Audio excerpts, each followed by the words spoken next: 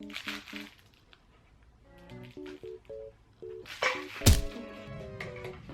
like my nervous tick.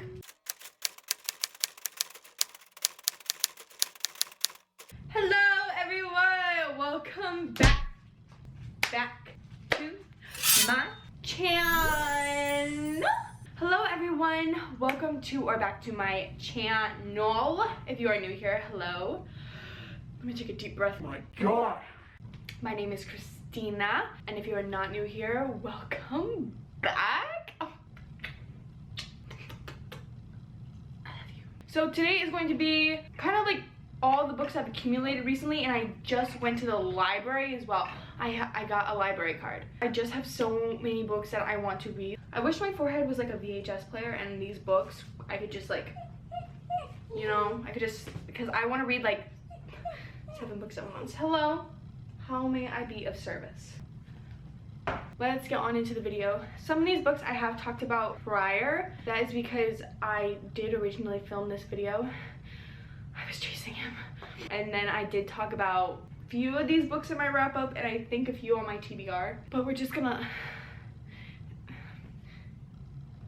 I just want to talk about them again. And I think I'm gonna return these 2 books. I just got these and I read One for My Enemy and I just didn't like it. Number one, did I go into it thinking that it was about vampires in the mafia? Yes. Was it? No. But it was honestly a pretty bland story. It's about witches, kind of like a Romeo and Juliet sort of type of romance. It's not for me, and I didn't like the writing. I ended up getting the audiobook for it, which like made it better, but I realized that I just don't like her writing. And this story, it's about immortals playing a game. The goal is to not lose. This doesn't seem interesting to me, and I don't even think I'm gonna read it. So I think I'm gonna return these 2. I didn't even mark them.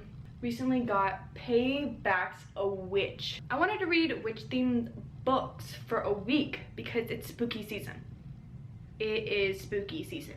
But I also don't like horror books. I was like, let's make it spooky, but mildly spooky. And I think I'm gonna return this too.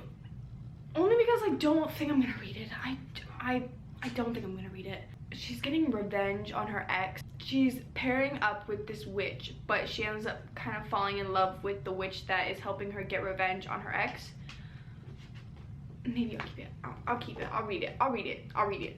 Okay. I got this within the last month. Powerless by Lauren Roberts. I will be doing a reading vlog on this. I want to read it. The only thing that has discouraged me is the text is so tiny.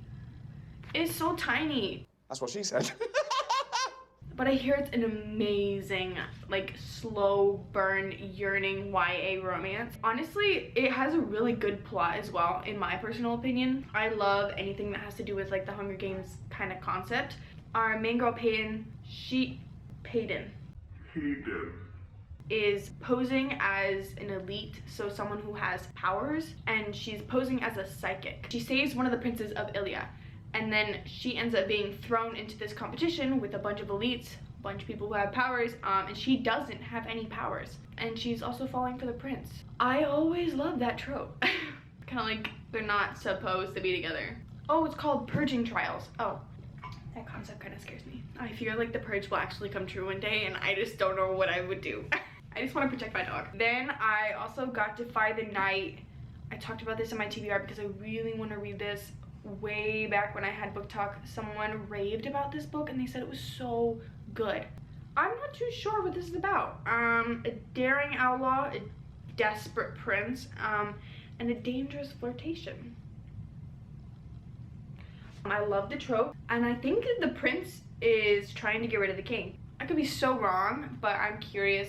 And then I did get this. I talked about it in my TBR. I love this book. I gave it 5 stars. It's one of my favorite books of all time. A prequel to Alice in Wonderland, a villain origin story for the Queen of Hearts. And I love this so much. Catherine, I swear by the end of it, you will see the Queen of Hearts in a completely different light. I just completely sympathized with our main character, and the love that she feels in this is beyond anything I've read in any book. I love it so much. Then I got Fireborn, which is supposed to be a better version of Fourth Wing. It has a similar plot to Fourth Wing. I'm personally one of the people that thought Fourth Wing was meh, but I hear that this is a much better version. And I don't read a lot with dragons, so I'm so curious. I got Yellowface by R.F. Kuang. I want to read this so bad. I hear that this is just a really good time. It's calling out like blatant racism within the publishing industry, and I want to read it. Also, people say it's so funny. I guess you just have to go into it with more of an open mind and not thinking that it's like babble. Then I have The Very Secret Society of Irregular Witches. I've seen people rate this very highly, and it actually was on my TBR for a while. I really just want to read. I like reading sweet stories. I've heard that it's well written, a good time, and I mean, like, what more could anyone ask for? It's about witches, it's cute, and it's well written. Need I say more? Then I have Assistant to the Villain. This has been on my TBR for so long, and I dabbled in it just a little bit. I got like 60 pages in. This book is so funny so far. I love, it's honestly our main character. He gives the appearance of Damon from Vampire Diaries, but his energy is giving off Megamind / Flynn Rider from Tangled. I feel like it's satire. It's gotta be. It's gotta be. She's so funny. She is quirky. So if you're not a fan of like the quirky girl trope, it's you're not gonna like it. You're not gonna like it because she's, oh my god, the secondhand embarrassment I feel for this girl. I thought this was YA, and it's not. This is like an adult. I don't know what the genre is. I really don't know the genre, but it's, I guess there's a romance, but it feels like it doesn't take itself too seriously, which is why I think this has to be some sort of satire. And also there's a frog. There's a frog that's named Kingsley. He has a little crown. It's him right here. He's like the villain's like right-hand man. And it just holds up little signs. I thought it was funny. Especially the way that the frog is introduced. I love it. I love it. And then now the books that I got from the library. I did get Daisy Darker because I did like Rock, Paper, Scissors by Alice Feeney.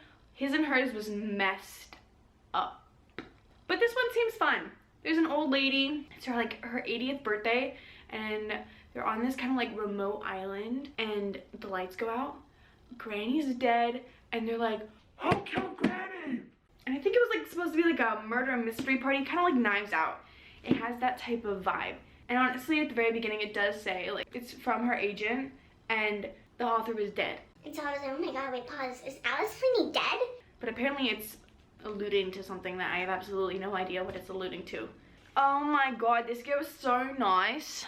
At the library, I asked her for horror book recommendations, and at the very beginning of this, if I didn't cut it out, I said that I don't like horror books. I don't like horror movies. I'm not a fan. I'm not a fan. I've never been a fan. It's not my thing. The only time I watch horror movies is on the plane. Mainly because I'm around people and I can skip. A lot can happen and then I get distracted, and then then I'm fine. She gave me these recommendations because I told her, I was like, I want to read horror books for 24 hours. I don't read horror books. And I really want to read episode 13, and I have a hold on it. I listened to a little bit of it, like just as a clip, and it seemed like a good time, I guess. It reminded me of Ghost Hunters. A main guy's name is Zach. He has glasses and like a mohawk of some sort. His hair is spiked. It reminded me of that, and I remember having the biggest crush on that guy. But also, like, I watched it religiously because I was obsessed, but it terrified me, and I couldn't sleep.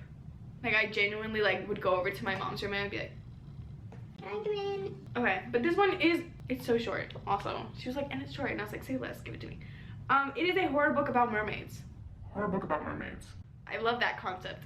I believe she said this one was kind of, also, it's called Bad Cree. This is a large print edition. Oh my god! I'm kind of blind, okay? So, I love large print. I need glasses. Wow. So this is, I think she said it was kind of like 3 different type of horror movies. I think one including like the actual movie The Crows.